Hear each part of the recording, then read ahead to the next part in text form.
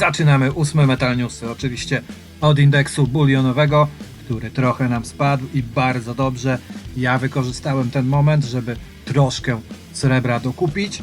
Jak widać, warto czekać na korekty zamiast biec z tłumem. W US Mint brakuje srebra, by kontynuować wypuszczoną w zeszłym roku serię na stulecie ostatniego bicia dolara Morgana. To wznowione bicie miało pojawiać się co roku, ale w tym roku się nie pojawi ze względu na problemy właśnie z dostawami kruszcu. Ciekawe, jak te niedobory mogą wpływać na cenę.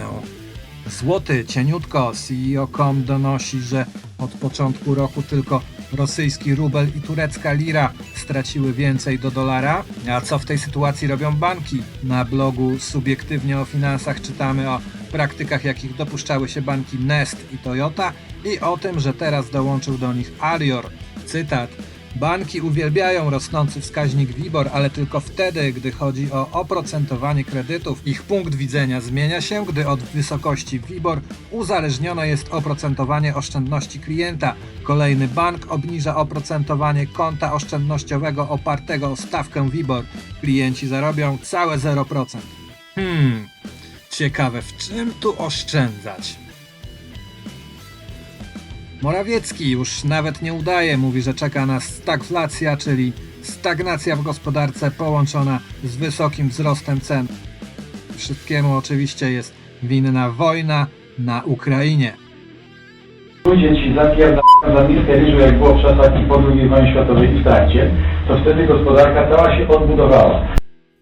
Na giełdach mieliśmy zawody w nurkowaniu synchronicznym. Absolutnie genialny występ zanotowały ropa i złoto. Takiej precyzji można tylko pozazdrościć. Czy państwo to widzą? Pozostaje jeszcze pytanie, kto ma dużo ropy i złota, a poblokowane inne aktywa i jest mu to jakby nie na rękę? Nie wiem. Rosjanie kupują złoto, by bronić się przed spadkiem rubla, a żeby im to ułatwić, rosyjski bank centralny wstrzymał się z kupnem kruszcu od podmiotów komercyjnych, by dać szansę obywatelom na zrealizowanie popytu.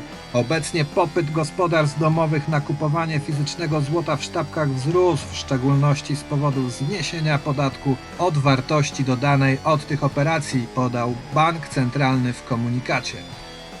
W tym natłoku dobrych informacji jeszcze dwie od Kinesis Money i Degussa.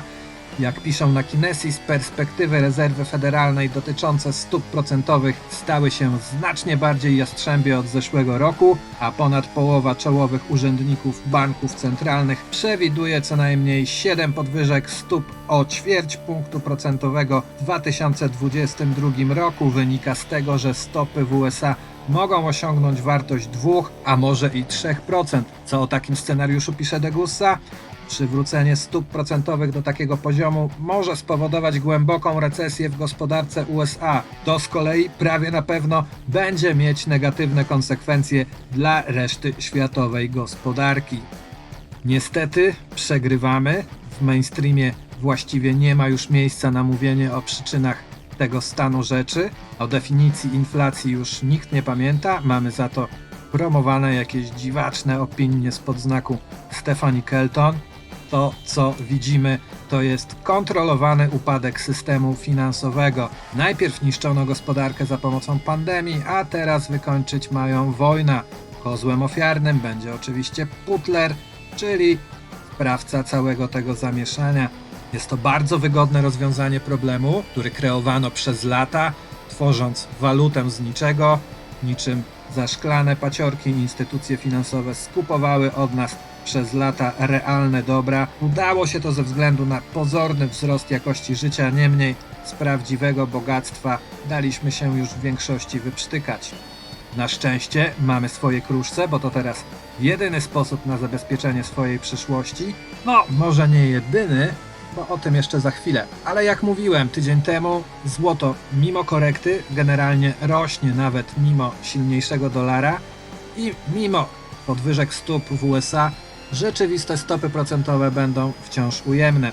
W tym wszystkim widać jednak jakieś światełko w tunelu. Na TradeWatchu artykuł, który pyta wprost, czy Obecny, skoncentrowany na dolarze globalny system finansowy może przetrwać, jeśli pieniądze można w trybie doraźnym anulować. Chodzi tu oczywiście o sytuację Rosji. Autor sugeruje, że banki centralne będą odchodzić od dolara i mogą zacząć przechowywać wartość w złocie i innych surowcach, takich jak ropa, miedź czy pszenica. Taki scenariusz miałby wywindować złoto do 5-cyfrowych wartości.